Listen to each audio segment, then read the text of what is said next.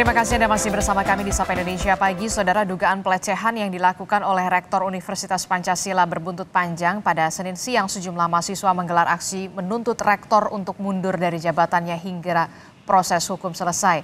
Sejumlah mahasiswa Universitas Pancasila menggelar aksi setelah rektornya dilaporkan ke Polda Metro Jaya terkait dengan dugaan pelecehan terhadap pegawai.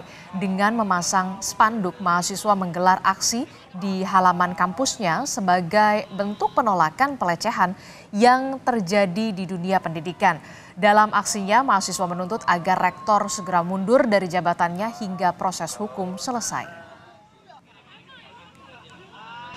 Selaku perwakilan dari Senat Mahasiswa Fakultas Hukum Universitas Pancasila, kami memberikan pernyataan sikap atas prosedural hukum yang sudah berjalan, yaitu pada tahap pemeriksaan kami menyatakan sikap 1. Rektor Universitas Pancasila yang diduga melakukan pelecehan seksual, jabatannya diberhentikan untuk sementara waktu. 2. Melakukan klarifikasi atas dugaan tindakan pelecehan seksual, baik terbukti maupun tidak terbukti. Dan yang ketiga, yaitu mengangkat PLT, pelaksana harian tugas, rektor sehubung dengan rektor yang masih dalam tahap pemeriksaan di kepolisian.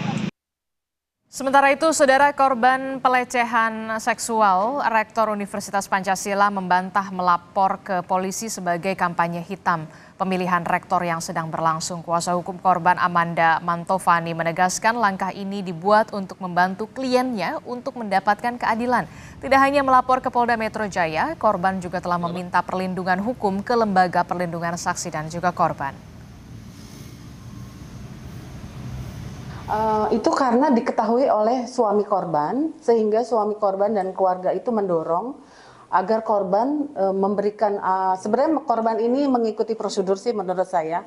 Korban ini membuat surat dulu kepada pihak yayasan, tetapi dari pihak yayasan itu tidak ada respon sama sekali, sehingga pihak keluarga korban meminta korban untuk melaporkan kejadian ini ke Polda Metro Jaya. Kalau dibilang ada politisasi kampus, itu saya malah nggak tahu kalau ada pemilihan rektor. Korban sendiri juga tidak tahu menahu, itu kan bukan urusan kami juga. Kemarin, saudara, Polda Metro Jaya menjadwalkan pemeriksaan terhadap rektor perguruan tinggi swasta yang diduga melakukan pelecehan seksual. Pemeriksaan untuk mengklarifikasi laporan yang dibuat korban pada Januari yang lalu. Korban merupakan karyawan di perguruan tinggi tersebut dan dugaan pelecehan ini diduga terjadi pada tahun lalu. Dalam laporannya, korban menyatakan usai dilecehkan ia mengadu pada atasannya, namun malah mendapatkan surat mutasi dan juga demosi. Selain R, pegawai honorer berinisial DB juga telah membuat laporan yang sama atas dugaan pelecehan yang dilakukan oleh rektor tersebut.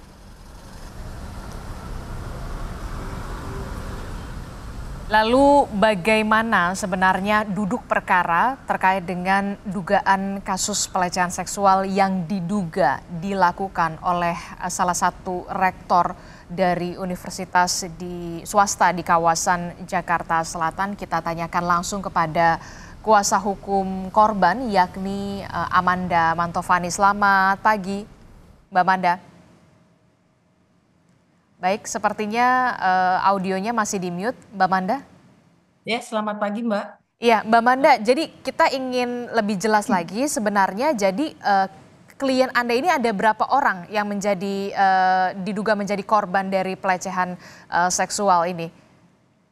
Awalnya klien saya ada satu, Mbak. Lalu setelah beberapa waktu ada satu lagi itu menghubungi saya terkait pelecehan yang sama dilakukan oleh orang yang sama. Jadi sekarang ini saya ada 2 korban yang memang saya sebagai kuasa hukum.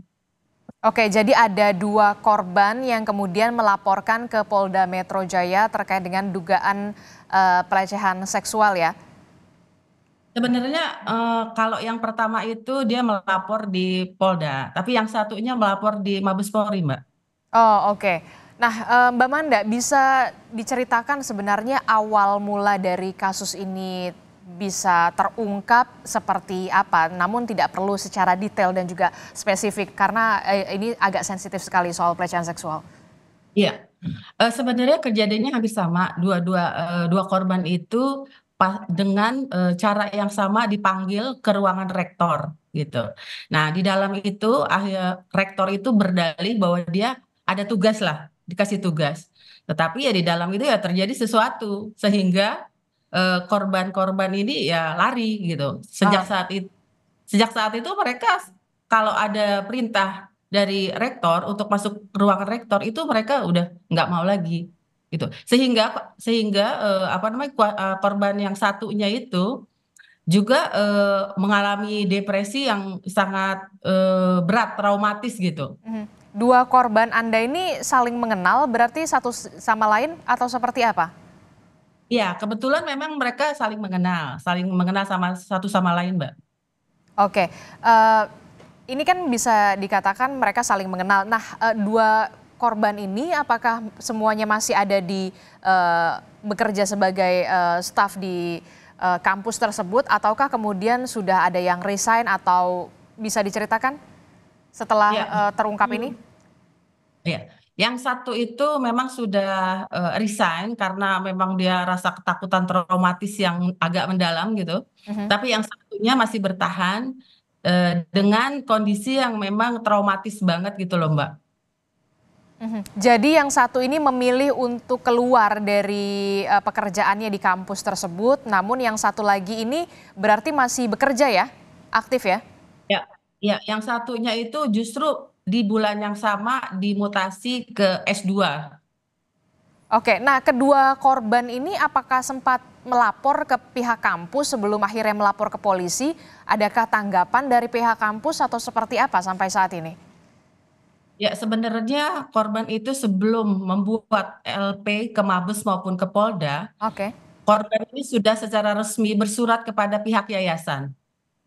Akan tetapi dalam waktu 1 minggu, 2 minggu mereka mempertanyakan, mereka follow up, itu dari kampus lagi-lagi tidak, dari yayasan lagi-lagi tidak merespon, sehingga keluarga mereka mendorong untuk membuat laporan, begitu Mbak. Oke, jadi sebenarnya sebelum akhirnya yang satu keluar, yang satu di demosi dan juga dimutasi ini, sebenarnya korban ini sudah melapor namun tidak diberikan respon positif begitu ya, Ya, Mbak ya, Manda?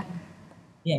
Ya, Mbak Manda, terkait dengan kasus ini, dugaan kasus pelecehan ini, sudah ada berapa orang saksi dari pihak Mbak Manda yang kemudian sudah diajukan selain dari dua korban ini? Untuk saat ini kita kemarin saksi itu sudah ada sekitar 6 orang ya yang di BAP Mbak. Mhm. Sudah ada 6 orang saksi ya? Itu termasuk dari pegawai kampus tersebut berarti? Ya, rata-rata memang dari kampus, dari pegawai kampus. Oke, tentu dua korban ini mengalami trauma yang begitu mendalam begitu ya. Sudah adakah pendampingan atau dari pihak kepolisian terkait dengan kasus ini? Oh iya, sudah dapat arahan dari Polda ke P P3A. Juga kita sebenarnya juga sudah ke Komnas Perempuan juga LPSK, Mbak. Mhm, jadi sudah ke LPSK, kemudian ke Komnas Perempuan. Nah, Ya, ini ya, yang juga saya ingin gali lagi begitu ya soal yang satu resign memilih keluar, kemudian yang satu lagi korban masih bertahan, tapi ya. justru dimutasi dan juga didemosi. Nah, mengapa demikian? Justru tanggapannya seperti itu. Kalau dari korban sendiri. Kalau korban yang resign itu kebetulan memang masih agak muda ya, 24 tahun. Heeh. Dia itu staf honorer di sana. Ya kan harapan dia ingin bekerja, tapi ternyata dia mendapat perlakuan seperti itu. Ini lagi-lagi terkait relasi kuasa, Mbak. Artinya seseorang penguasa yang melakukan kepada bawahannya atau stafnya yang sehingga membuat korban itu merasa apa ya, marah, merasa mungkin jijik, tapi tidak bisa melakukan apapun. Nah, yang DF ini akhirnya dia tidak kuat ya dia mengundurkan diri gitu. Mhm. Kalau apa Mbak yang bertahan itu karena dia nggak berani menceritakan kepada suaminya. Kebetulan punya suami yang satunya ya Mbak. Mhm. Dia nggak berani ceritakan kepada suaminya, kepada keluarganya, tetapi dia harus menjaga mental ya, traumatisnya yang harus dia kendalikan. Sampai akhirnya dari suaminya korban ini merasa aneh. Loh, ini istri saya kok agak berubah. Ada terjadi perubahan yang agak aneh di pribadi istrinya sehingga suaminya itu mendesak. Ada apa? Hmm. Akhirnya dia bercerita, memberanikan diri. Nah, dari situ akhirnya terungkapnya, Mbak. Oke, justru kemudian ketika tidak tahu mau cerita sama siapa, kemudian Ya, akhirnya mendapat dukungan dari suami korban, akhirnya barulah terungkap begini kasus ya, seperti ini begitu ya. Nah, ya benar. barang bukti apa yang kemudian sudah diajukan kepada kepolisian kalau dari pihak Mbak Manda, tidak perlu secara spesifik atau seperti apa? Ya, ada berupa apa barang bukti, ada sesuatu, ada berupa rekaman, ada beberapa juga saksi-saksi sih, Mbak. Oke, jadi ada rekaman dan juga saksi-saksi begitu ya. Nah, Mbak Manda, ini kan kejadian terjadi pada 2023, kemudian baru dilaporkan pada awal Januari 2024 kalau Ya. tidak salah. Kenapa begitu ada rentang waktu yang cukup lama, Mbak Manda? Ataukah memang karena ada dugaan intimidasi di sana atau seperti apa? Yang tadi saya bilang, Mbak, bahwa yang namanya korban pelecehan Mhm, itu tentunya dia harus mengendalikan diri dia itu dari traumatisnya. mhm, Dari dia mengalami traumatis, mengalami shock, mengalami rasa dia bilang korbannya itu bilang sama saya jijik Mbak, saya pengen muntah gitu setiap ingat kejadian itu saya pengen muntah gitu. Saya tapi saya nggak bisa ngomong. Kalaupun saya mau melaporkan harus kemana? Apakah saya didukung? Sedangkan yang melakukan itu seorang penguasa. Saya bilang ya tadi Mbak, relasi kuasa itu sangat sangat sulit itu di apa namanya dihadapi oleh staf seperti korban ini gitu. mhm, mhm, mhm. Dan satu lagi kan korban masih masih bekerja aktif di kampus tersebut. Ya, Ada cerita dari salah satu korban yang masih aktif ini, ada intimidasi kah ada. atau semacamnya? Ada. Jadi dari rektor sendiri itu sudah selalu bilang, saya tidak mau melihat ini orang. Pokoknya setiap ada acara kampus ini orang nggak boleh hadir. Orang ini tidak boleh ini dan tidak boleh itu. Itu yang membuat korban semakin terpuruk, semakin takut seperti itu. Ya, alhamdulillah ada dukungan dari suami dan keluarga yang membuat dia jadi oh baik, saya harus apa namanya melaporkan seperti itu. Oke, baik.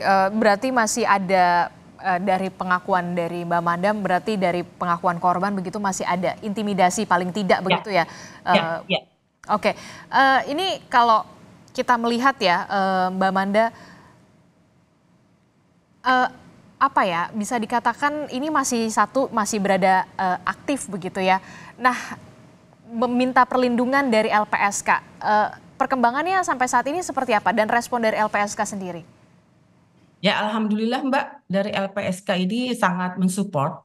Malah dari Polda itu juga memberikan apa rekomendasi kepada apa P3A itu perlindungan anak juga. Mhm, Jadi alhamdulillah sampai dengan saat ini Komnas Perempuan, LPSK, P3A itu juga support seperti itu Mbak. mhm. Ada kabar yang kemudian kurang mengenakan begitu ya untuk saya juga mendengar eh, ini merupakan salah satu upaya kampanye hitam karena ada pemilihan rektor. Bagaimana respon Anda sebagai kuasa hukum? Adakah kaitannya dengan kasus ini? Saya ini perempuan, Mbak. Mbak Ya. juga perempuan. eh, Apakah apakah kita bersedia membuka aib kita kepada dunia mhm, hanya karena sebuah politik seperti itu, Mbak. mhm. Jadi saya rasa sangat licik apabila kasus pelecehan seksual ini disangkut pautkan dengan politik hitam itu loh menurut saya. Itu, Mbak. Pemilihan rektor itu berarti korban membantah tegas soal itu ya? Ya, ya. Oke, tentu saja turut prihatin dengan apa yang terjadi terhadap klien Anda. Kami berharap kemudian polisi memberikan atensi yang begitu besar karena bisa dikatakan kalau ini benar-benar terjadi tentu saja mencoreng dunia pendidikan begitu ya dan jangan sampai Ya, ada kasus-kasus serupa lagi apalagi di baik. dunia pendidikan, Mbak Manda. Ya, betul. Ya. Baik, terima kasih Amanda Mantovani telah bergabung bersama kami. Selamat pagi, sehat-sehat selalu Mbak Amanda.